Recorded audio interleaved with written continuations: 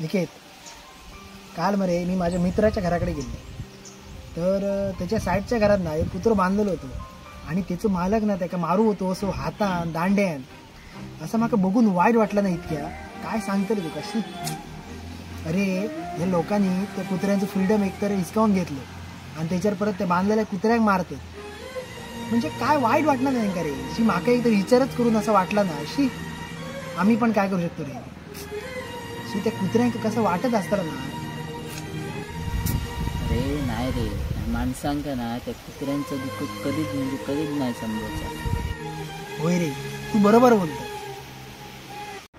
होय रे, पण शेवटी ना एका कुत्र्याकच दुसऱ्या कुत्र्याचं दुःख सांगायचं.